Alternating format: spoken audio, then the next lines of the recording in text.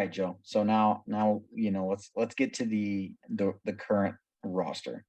This is the meat and potatoes of what this show's about. Give me your three least favorite players on your roster. On least first, huh? Yeah. I guess we'll say off the bat. Do it. Say his name. Off the bat, right now, it's got to be Jack. Is yes high on my list. He drives me nuts because he gets himself into really good positions and has a really pretty decent, really bad positions. Correct. If you're talking extracurricular activity. That too. Like insert news article here. So he gets himself in great positions, but he just hangs on to the ball far too long and doesn't move it as quickly as is necessary to keep the flow going within our team and our structure. When you're at Aston Villa and you're the guy and the whole attacking tactical approach is built around you taking guys on and creating something, that's fine. But when you're in a Pep system, it's predicated on ball movement and off ball movement, ball moving quicker than the guy, and then filling in spaces and open and moving as soon as you've got it, release the ball to your teammate, finding a run to make, or just repositioning to provide another option to pass the ball to. And he just hangs on it way too long. And then he worked himself into a spot where he can't cross it to somebody. And then the flow of the attacking attack just goes down. And it's like, if he could have, I'm watching it, I'm like, if you just cross the ball like 2 seconds sooner or move it along 2 seconds sooner, I can see the next passes going, because I've watched them enough and they have very similar patterns of passes that they try to create. I can see where if he does this, this, and this, it's a goal, and he just keeps it too long. So Jack, for now, is number one because he drives me. You know what's really, really weird about Jack Grealish is when at his time in Aston Villa, he was a top 5 killer. He destroyed and played so well against the top 5 teams in the league. Mm-hmm. And then just was okay, against mediocre teams. It's complete opposite now. He looks stellar against mediocre talent, and he looks pedestrian, and he looks lost against top 5 teams. And it's amazing what this change in system has really done to, whether it's his confidence, whether it's just his demeanor and way of life. It's just, we shall see. I insert news article here. Yeah, again, of him. Yes, so he would be at the top. Someone who also is frustrating at times is Riyad Mahrez. For similar reasons. You're just trying to get my good graces, aren't you? You're 2 for 2. Well, there's very few guys on my team that I would say I dislike. Even them, I'll support them because they're wearing Manchester City's colors. But Riyad is the same kind of thing. He at times will try to take guys on when he should move the ball around.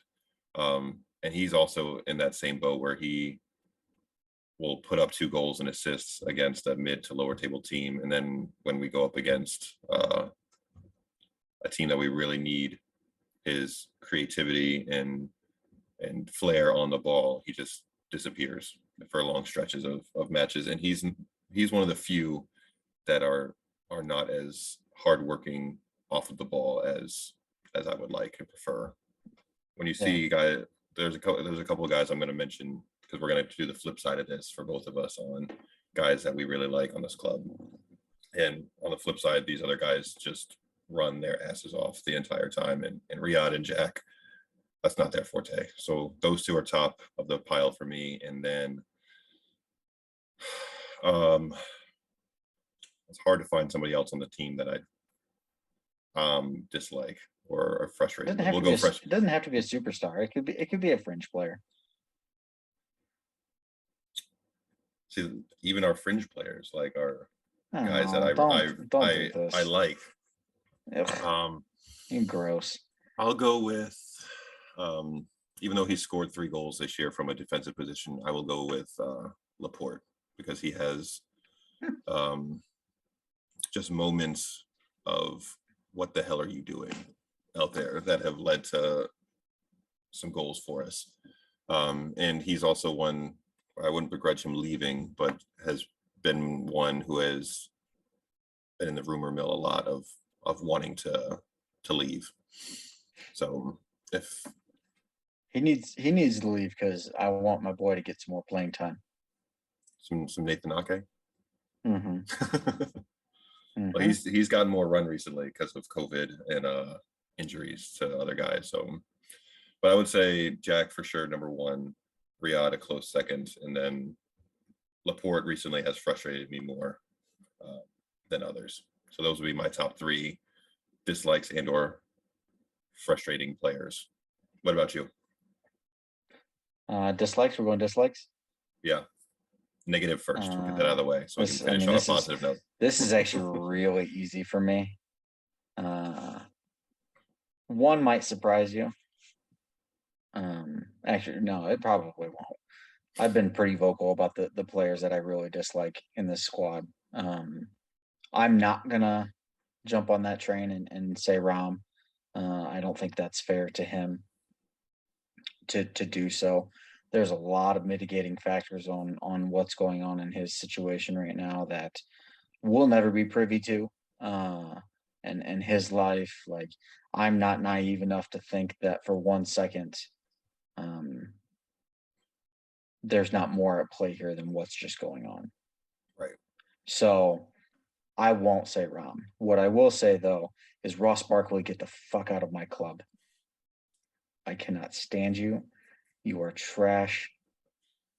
Go away. And Go while you're away. there, go away. Who are we taking with While him? you're there, you can take Marcos Alonso, you trash bag left back. And while you're there, this one, I don't know, it may be a little controversial because he's been quite successful, especially recently. But you can take Ziyech with you. He just doesn't fit. He doesn't fit. Uh, he's not Chelsea. I will never. I don't care if he plays here for another 30 fucking years. I will never look back and be like, "Yep, that man was Chelsea blue through and through." I could Got do it. that with. I truthfully, Juan Mata's been at Man United for 8 years now, and I still think of him as more of a Chelsea player than a United player. Maybe that's because of they won the Champions League, and Hmm. Nostalgia. whatnot. But He hasn't it even just, featured for United in like 3 years. So yeah, I know, right? he plays for United, but he doesn't really play. All right, he's He's just there. that he's just there. Yeah. So Hakeem is brilliant. He truly is. He's gifted. He may have just scored the goal of the year. Um, I would be hard pressed for him not to win goal of the month because I know him and Kovacic were just nominated for goal of the month. I would be really hard pressed to see that not go to Ziyech this month. Mm-hmm. But I just the man exudes arrogance and not in a way that I like out of my players. I like the swagger, the confidence. But for me, it's a fine line when you teeter confidence and arrogance. And Mm-hmm. I feel Hakeem just has that arrogant way of life. And maybe that has something to do with him not being in the Moroccan team. Um, because I know that his attitude has gotten him in trouble. And Mm-hmm. I know they sure as hell could they need him at AFCON right now because Mm-hmm. they have a hell of a task against Mo Salah and Egypt coming up. But there's just nothing about Hakeem that I'm like, yeah, I need him on my team. Right. So for me, it's really, really pretty easy. And as brilliant as Ziyech is, and he's probably the best passer that we've had since Cesc Fabregas. Mhm. The the ball that he can play is it's absolutely brilliant. Whether it's on a line drive, whether it's a through ball, whether it's a cross, he can do it all easily. Um, but it's just not. If I could separate the talent from the player and put the talent in someone else, I would be way. He Yep. would be very high on my list. Yep. Um, but man, nah, Doesn't not do for it for me. you. Not for me. Nah. Nope. Don't like that. Nope, don't like that. Um, so let's go to a happier note. Joe, let's hear about Phil Foden and the other two that you're going to mention, because I How did know you that know? I know. How did you know I was going with I Phil off actually the bat? let me guess your three and see Okay. how close I am. Okay. And this is in no particular order. I'm willing to bet Phil is one though. Two is probably Bernardo,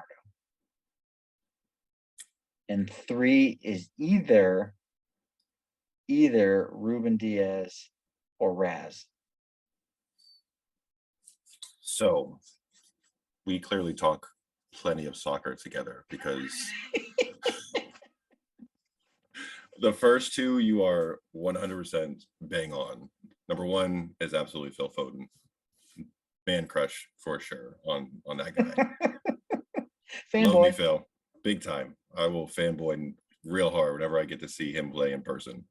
Um, Bernardo is definitely up there too because of similar. He and Phil are very similar in their skill on the ball and uh, the passes that they can play, but their work rate is just tireless. And Bernardo is. I love the fact that he is just an irritant and a pest to people whenever they have the ball and are trying to play it out. Whenever teams attempt to play out from the back against us, he is always in somebody's face. Those two will not stop running until they're walking off of the sidelines. So I love those two, and I love that Bernardo is finally getting to play in his more natural position that I've always thought was his best position, which is in the middle of the park and playing at a Mhm. midfield position. For a while, he was playing out wide because we just had injury problems, and out of necessity, we needed him to play on the wing, on the left or the right, and he's versatile enough to He's do such a that. good number 8. Yeah, he's so He's good in probably the one of the middle. best box to box midfielders. So Honestly, he's a is he Portuguese or is he Spanish? yeah, yeah, he's Portuguese. Um, he reminds me of what Frank was for Chelsea. Hmm. You know, he's very similar styles. Yep. Can do it all. Defend if you need them, passing, scoring goals, and their IQ is off the charts. Yep. Um, Bernardo is so smart, so smart. And it was pretty heavily linked that he was looking for a move away this past summer. So I was very nervous that we were going to lose one of my favorite players on the team.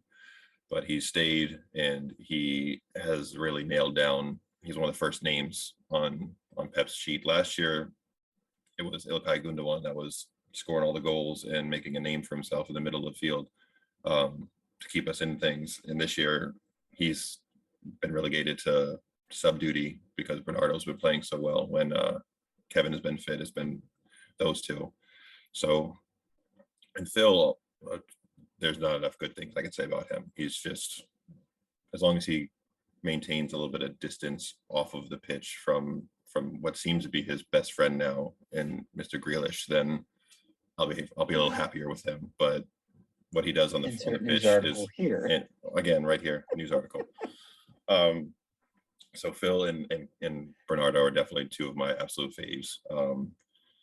And Raz would not have been in my debate between the last one. Reuben for sure. He's only been there a year, but he has made us forget about the non-Vinny Company years, that the year that we had without anybody that was a focal leader in the back.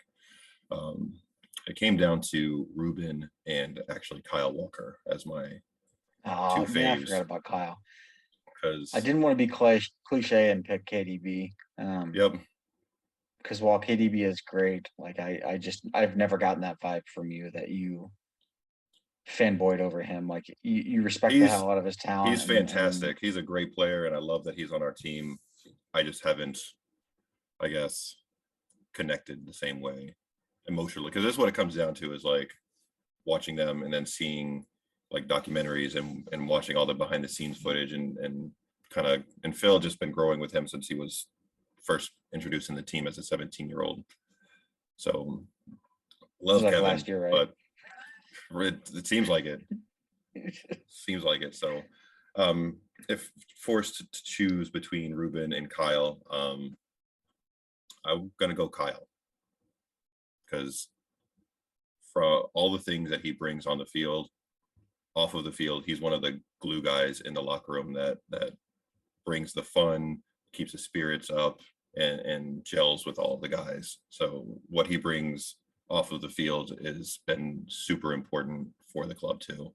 And watching him make recovery runs is just a thing of beauty, because that dude is absurdly fast. And watching cats think that they have a step on him, like, I'm gonna take it down this left side, I got a wide open space to get to the goal, and then seeing him just like run right by them, which seems like he's jogging almost, and just take the ball off of them Right. is so much fun to watch.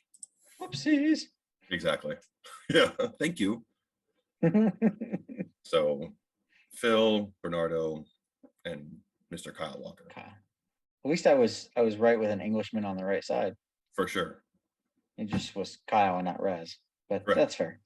But Reuben is right in there, because I every time I see and read quotes that he has put out, that's just like, oh, that's like second coming of Vincent Company right there. And Right. he is like, beside after Aguero, Vinny is like my guy. So how about in Chelsea That's blue? fair. Favorite Chelsea players. Can you predict them though? I think Mason's going to be in there. I think Timo's going to be in there. And let's see.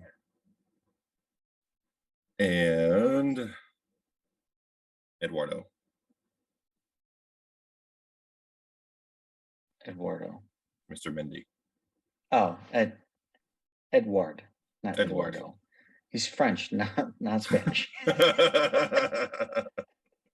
I was thinking Bernardo. Well, I was still daydreaming about Bernardo. So yeah, it's fine. You can happily say that you also got 2 out of the 3 correct. And I do not fanboy over Mace like you do over Phil. I love Mason Mountain. He's a lot like you are with KDB. Like, he's brilliant. And I'm so happy he's at Chelsea, and I know that he's going to be there for a very long time. I know that he was linked with possibly moving with a big ticket transfer this summer, and he's gone and said that he's Chelsea blue through and through, and he would never leave. Now, we'll see when in the future of this club where we trend and things like that, because things could change. But right. He's definitely, I enjoy having him in the team, but he's not one of my top 3. So you are 100% correct on the other 2 though. I do love me some Timo Werner, and for all the reasons that we've already mentioned, he's tenacious. He's got a motor that never stops, and I and I've mentioned this before. I took a very, very strong liking to him after Lampard got sacked, and Timo said, "I blame myself. If I scored more goals, or if I did this, maybe this wouldn't have happened." To me, that showed so much character. It showed um, so much desire to repay the faith that was shown in him. That I really like that. And then the interview that he just did last month, where he was essential, almost in tears, saying that he doesn't understand why the Chelsea supporters love him and support him and sing his name as much as they do, because he's not scoring like he was at Leipzig, and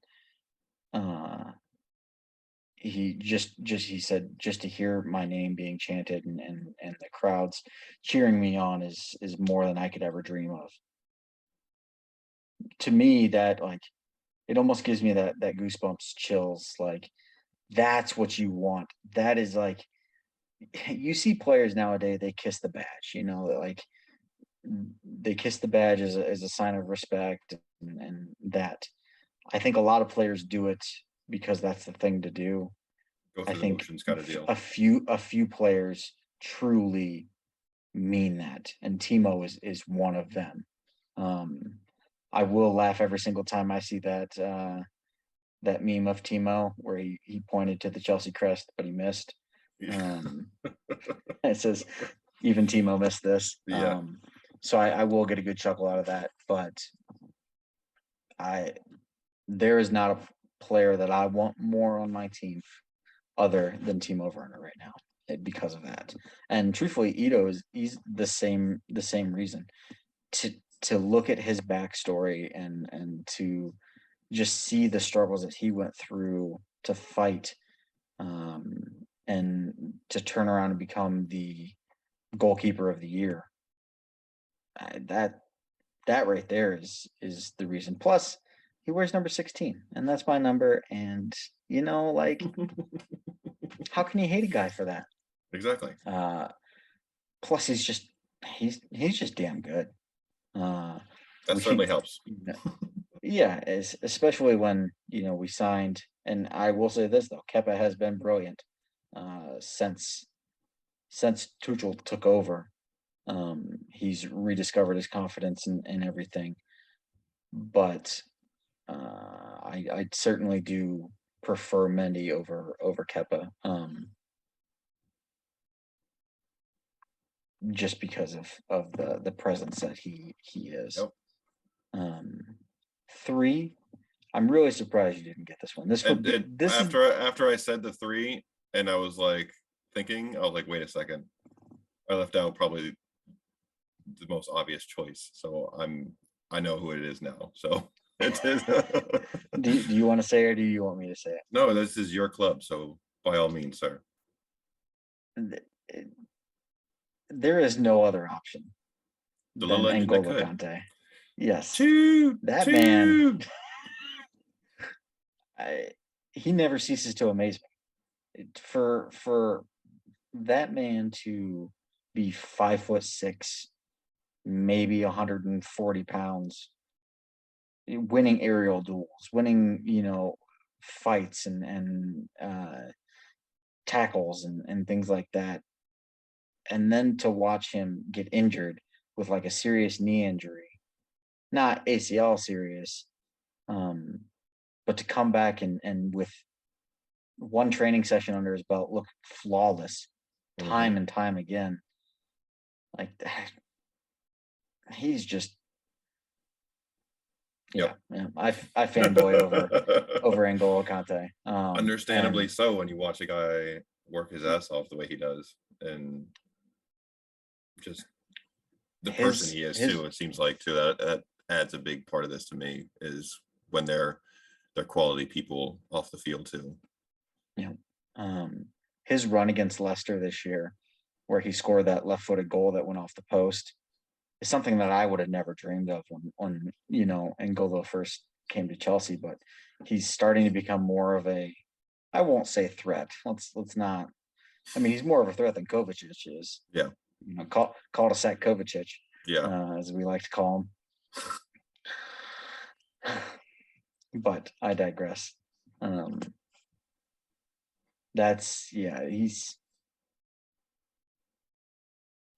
N'Golo Kante. He's a guy that every club would be clamoring to have someone like that on their team. I'd love to field 11 of him. Right? Clone him and field 11 of him. I'd put him in goal at 5'6". I don't even care. I don't care. I don't care. I'll take it. You're right. Actually, you know what? Give me 9 N'Golo Kantes, Edu and goal, and then Timo up top. And I'll be There you happy. go. I'd be a happy guy. That's a good lineup for you right there. That's yeah. You That's a can't hell of a go lineup. wrong, right? All right. I was thinking, let's do honorable mentions, but I'm gonna switch it up on you. Okay.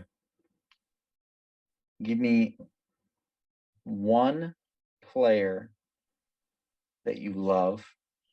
Well, I won't say love, that you enjoy watching from Chelsea, and one Okay. player you dislike from Chelsea.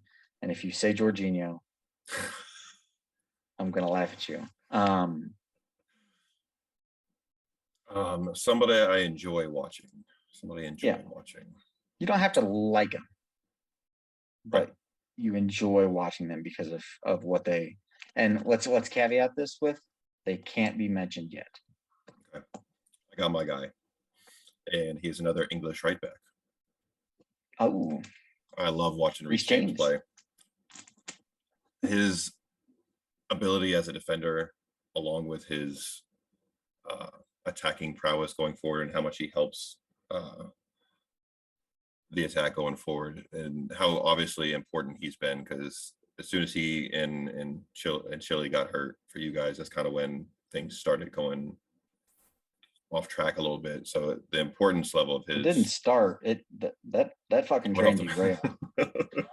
So I love watching Reece. He's a great defender, but he's also equally awesome going forward. Mm-hmm. So love watching Reece. And on the other end of It's the gonna be one of two spectrum, names. It's gonna be one of two names. There's only two options here that I know. Rudiger would be high on my list. However, if he was on my team, I would love watching him play. But he's one of those dudes that if he's not on your team, he drives you absolutely bonkers and you can't stand him. Mm-hmm. But when he's on your club, you absolutely adore him for what he does for your team. So on a less personal level, I can't stand, and he would be my choice for that answer. But to caveat on one of your dislike players, Alonso also drives me absolutely nuts when I watch him Yeah, play. he's just awful. So, but Rudiger would be choice number one for me. And I know, well, I do, I will, because of what he did to Kevin in the Champions League final.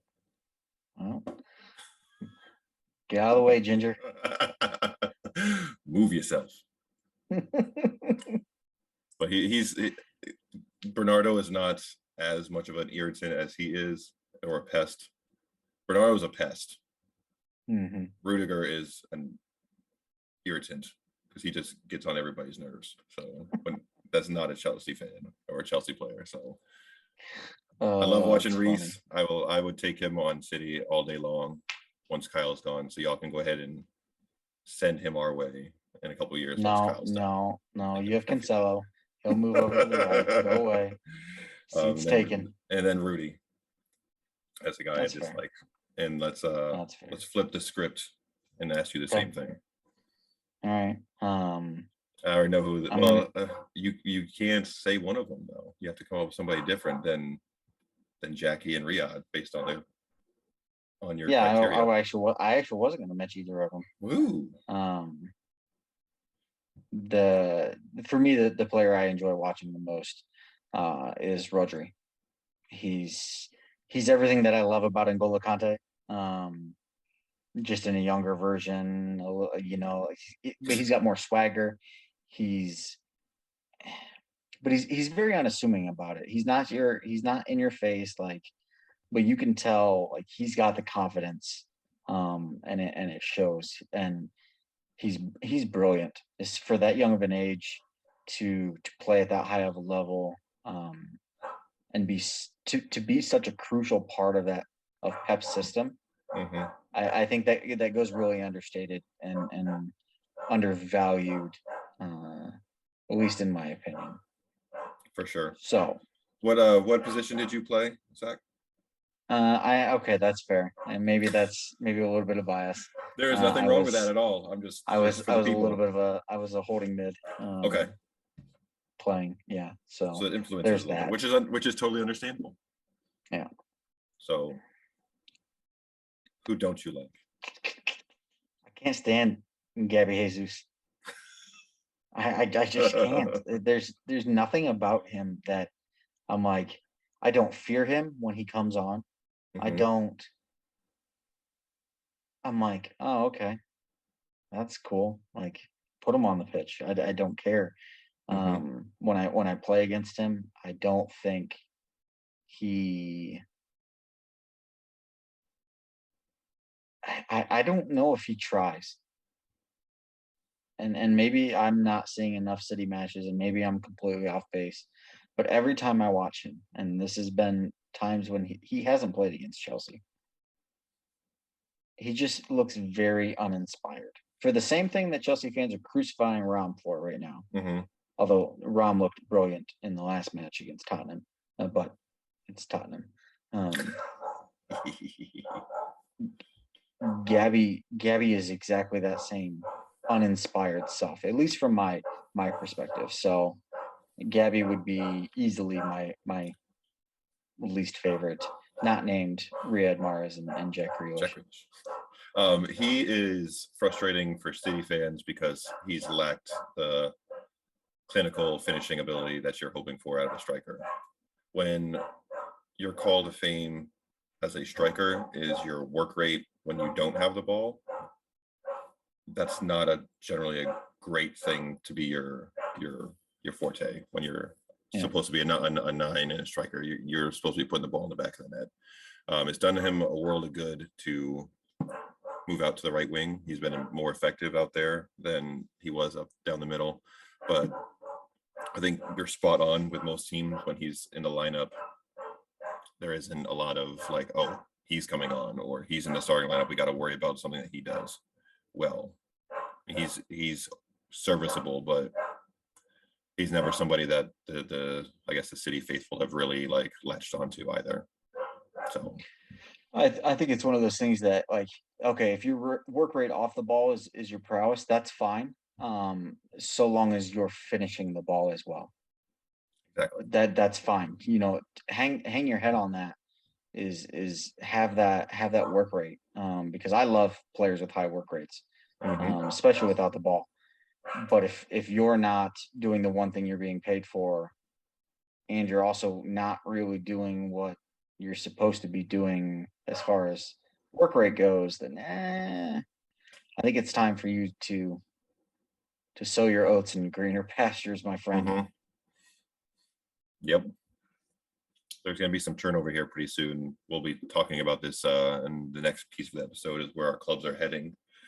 But he's a name that I'll be discussing as far as guys who might be plying their trade elsewhere when we talk about that in part 2 of this little segment here.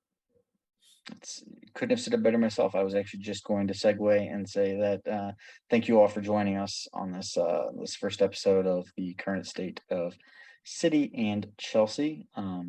Look for our part 2 where we talk about the future of the clubs and managers and the academies and front office a little bit more. We really enjoy talking about this, and it's always good to spend a little bit of time with my boy and talk about the thing we love the most and the beautiful game. So thank you all for joining us. We'll see you on the next episode of Blue versus Blue.